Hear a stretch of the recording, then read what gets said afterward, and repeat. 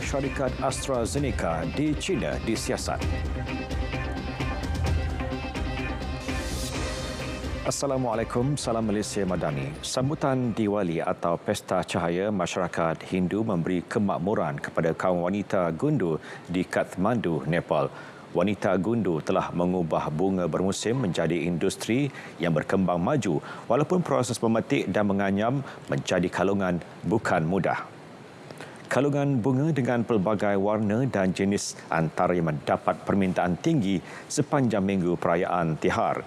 Pada waktu subuh, wanita kampung berkumpul di ladang untuk menuai bunga dan ditenun menjadi kalungan untuk menghiasi rumah dan kuil.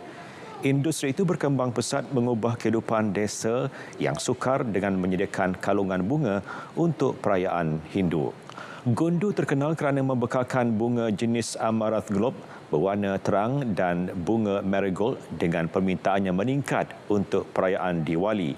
Gundu menjadi pusat pengeluaran bunga dengan hampir 500 isi rumah, membekalkan lebih 1 juta kalungan setiap tahun, menjana lebih $133,000 menurut pihak berkuasa tempatan. Lebih 1 juta lampu minyak menerangi bandar Varanasi, sebahagian daripada perayaan Deepawali. Tangga sepanjang 8 km di tebing Sungai Ganges dihiasi dengan lampu memaparkan pandangan menakjubkan. Deepawali ialah perayaan keagamaan penting yang disambut di Uttar Pradesh, menarik ribuan pelawat dari seluruh negara dan luar negara. Penganut datang untuk bersembahyang dan mandi di Sungai Ganga serta mengapungkan pelita minyak untuk mendapatkan rahmat para dewa. Perayaan ini termasuk menyalakan lampu di kuil utama, kolam dan tasik di Varanasi. Perayaan ini merupakan kesinambungan semangat Diwali dengan lampu minyak, hiasan keagamaan, kelopak bunga, bunga api dan lampu mewujudkan suasana yang meriah di Varanasi dan sekitarnya. Penemuan sebuah bandar kubur tersembunyi berusia 4,000 tahun di Arab Saudi mendedahkan perubahan kehidupan pada masa itu daripada nomad kepada penempatan bandar. Demikian pendedahan ahli arkeologi Perancis Guillaume Charloux yang diterbitkan awal tahun ini. Sisa-sisa bandar itu yang digelar Al-Natah tersembunyi oleh oasis berdinding khaybar sepanjang 14,5 km dikelilingi padang pasir di barat laut semenanjung Arab. Apabila Al-Natah dibina, bandar-bandar berkembang pesat di sepanjang Laut Mediterranean dari Syria hingga ke Jordan. Bandar itu menempatkan sehingga 500 penduduk, dibina sekitar 2,400 sebelum Masihi, semasa awal zaman gangsa sebelum ia ditinggalkan sekitar 1,000 tahun kemudian. Jelas Charloux, batuan gunung berapi hitam digelar basalt menyembunyikan dinding Al-Natah dengan baik sehingga ia melindungi tapak daripada penggalian haram. Ketua Bahagian Syarikat Farmaseutical Multinasional Gergasi AstraZeneca di China sedang disiasat. Menerusi satu kenyataan, Presiden AstraZeneca China Lian Wang memaklumkan untuk bekerjasama sepenuhnya dengan siasatan tersebut. Tambahnya, operasi di China masih diteruskan bawah kepimpinan pengurus besar AstraZeneca sekarang. China merupakan pasaran penting bagi AstraZeneca, pembangun vaksin COVID-19 yang banyak digunakan di seluruh dunia semasa pandemik. September lalu, syarikat itu mengesahkan beberapa pekerjanya sedang disiasat di China berkaitan pengumpulan data dan import ubat yang mungkin menyalahi undang-undang. Siasatan tersebut melibatkan 5 pekerja semasa dan bekas pekerja syarikat, semuanya warga negara China dan diketuai oleh pihak berkuasa di Bandar Shenzhen, selatan China. Bintang filem dan bekas Gubernur California dari Republikan Arnold Schwarzenegger umum sokongannya kepada calon Demokrat Kamala Harris untuk jawatan Presiden Amerika Syarikat. Schwarzenegger menegaskan beliau sentiasa akan menjadi rakyat Amerika sebelum menjadi Republikan. Bintang filem Terminator itu melahirkan rasa kecewa terhadap segelintir Republikan yang enggan menerima kekalahan Donald Trump dalam pilihan raya 2020. Beliau juga mengkritik calon Republikan itu yang menyifatkan Amerika Syarikat sebagai tong sampah dunia. Katanya Trump yang menyifatkan Amerika sebagai tong sampah dunia adalah amat tidak patriotik. Schwarzenegger berkata bahawa kerana prinsip itu beliau memilih Kamala Harris dan Tim Walz dalam pilihan raya. Beliau turut menyatakan bahawa kedua-dua parti gagal menangani defisit belanjawan negara. Selain itu, beliau juga menyalahkan beberapa dasar Demokrat yang menyumbang kepada peningkatan jenayah. Perdana Menteri Lebanon Najib Mikati berharap gencatan senjata dengan Israel segera dikuatkuasakan. Katanya wakil khas dari Amerika Syarikat Amos Hochstein memberi isyarat positif dalam panggilan telefon bahawa gencatan senjata dalam peperangan antara Tel Aviv dan kumpulan Hezbollah mungkin tercapai sebelum pilihan raya Presiden Amerika 5 November ini. Hochstein dilaporkan dalam perjalanan ke Israel pada Rabu bagi membincangkan syarat-syarat gencatan senjata dengan Hezbollah.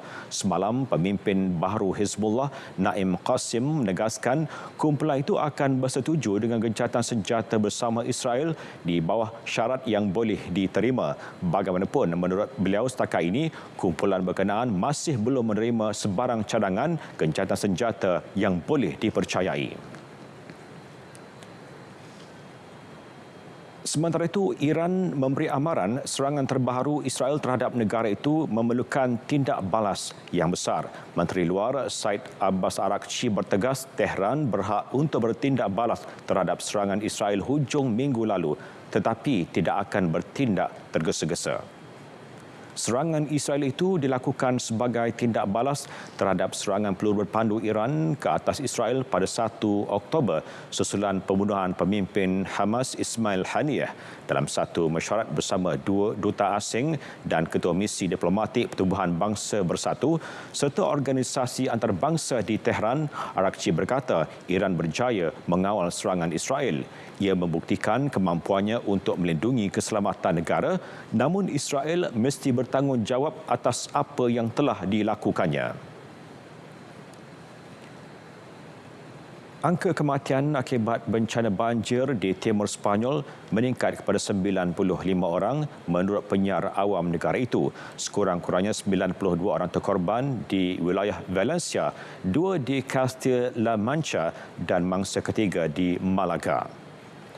Di Paiporta, antara bandar yang paling teruk terjejas, Datuk Bandar memaklumkan berpuluh-puluh kematian dilaporkan akibat ribut itu. Pihak berkuasa masih belum memberikan anggaran jumlah yang masih hilang. Angka kematian terbaru itu diperoleh berikutan bencana banjir kilat yang berlaku pada sebelah malam dikaitkan dengan ribut terburuk abad ini. Perdana Menteri Pedro Sanchez menggesa orang ramai untuk terus berwaspada ketika ribut terus membadai semenanjung Iberia, memberi amaran bahawa malapetaka dan darurat belum berakhir. Pada petang Rabu, Kerajaan Catalonia mengaktifkan amaran merah di sebahagian wilayah Barcelona dan di Cadiz. Dalam perkara itu, Kementerian Luar sahkan tiada rakyat Malaysia terjejas banjir besar di Valencia. Kedutaan besar di Madrid sedang memantau rapi keadaan itu dan menggesa rakyat Malaysia di sana terus waspada serta mematuhi panduan pihak berkuasa tempatan. Malaysia merakamkan ucapan takziah dan simpati kepada kerajaan dan rakyat Sepanyol, khususnya mangsa yang terkesan. Sekolah dan pejabat di Taiwan ditutup pada Khamis ketika taufan Kongres makin menghampiri kepulauan itu memaksa beribu-ribu penduduk berpindah. Ombak setinggi 10 meter direkodkan di sepanjang pantai timur beberapa jam sebelum taufan kuat itu diramal membadai Taiwan. Kongres membawa kekuatan angin hingga 250 km sejam, lebih kuat daripada taufan Gaimi sedang menuju ke daerah Hualien dan Taitung. Pegawai Pentadbir Cuaca Pusat Chu Mei Lin menjangkakan Kongres taufan terkuat dalam tempoh hampir 30 tahun akan mengakibatkan impak yang lebih buruk.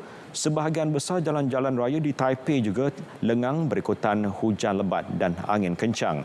Sekurang-kurangnya 27 orang cedera akibat cuaca buruk dengan pokok tumbang dan 4 kejadian tanah runtuh dilaporkan. Kira-kira 8,600 penduduk di kawasan berisiko termasuk Yilan, Hualien dan Taitung dipindahkan. Lebih 400 penerbangan domestik dan antarabangsa dibatalkan dan semua perkhidmatan feri ditangguhkan. Kira-kira 18,000 isi rumah terputus bekalan elektrik. Britain telah mengesan kes pertama varian baru Clade 1B Mpox. Walau bagaimanapun, menurut Agensi Keselamatan Kesihatan negara itu, uksa risiko terhadap penduduk kekal rendah.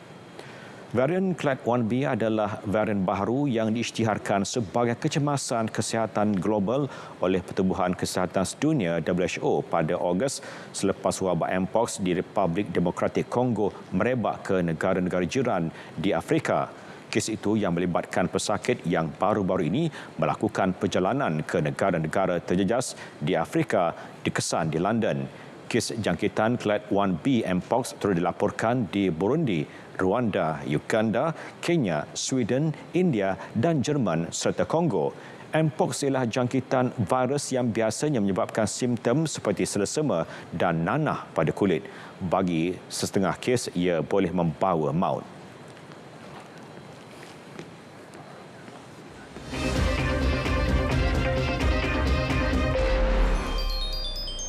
Baseball Piala Asia Timur Filipina 2024 selepas 17 tahun skuad baseball kebangsaan berjaya meraih kemenangan pertama di peringkat antarabangsa. Skuad kenalian Azmir Pungut berjaya menewaskan Kemboja 12-8 pada perlawanan ketiga kumpulan A. Kali terakhir skuad baseball negara meraih kemenangan pada 2007 di Sukan C Bangkok. Wan Nazirul Wan Nazri menjadi wira sang rimau apabila melakukan pitch complete pada 9 innings. Wan Nazirul cemerlang mengeluarkan 8 pemukul Kemboja menyekat kemarahan mereka. Merupakan satu kehormatan dan salah satu kejayaan terbesar dalam hidup saya. Semua latihan keras dan penat lelah pengorbanan yang telah saya lakukan ini akhirnya terbayar dan ada manisnya. Alif Fakri dan Syamir Zulafif juga berjaya membuat 2 RBI menyumbang mata untuk negara. Kemenangan ini hadir selepas tewas 2 perlawanan berhadapan juara bertahan Hong Kong dan Thailand sebelum ini. Selepas ini, skuad negara akan meneruskan saingan bagi penentuan ranking bertemu Indonesia. Tenis Paris Masters, Alexander Zverev memenangi perlawanan pembukaannya di Paris Masters dengan menempaskan pemain Belanda Thailand Grexpo 7-6, 6-3. Pemain pilihan ketiga itu berada dalam prestasi terbaik dan berjaya menang dalam tempoh 92 minit.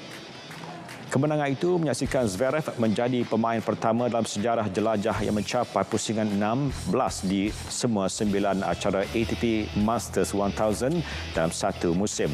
Seterusnya, pemain Jerman berusia 27 tahun itu akan bertemu pemain muda Perancis Arthur Fils. Sementara itu, pemain nombor 1 Britain Jack Draper mengalahkan pilihan kelima dari Amerika Syarikat Taylor Fritz 7-6, 4-6 dan 6-4. Pemain harapan tuan rumah Arthur Cauzo ia juga melakar kemenangan dengan menempaskan Ben Shelton dari Amerika Syarikat 6-3, 7-6.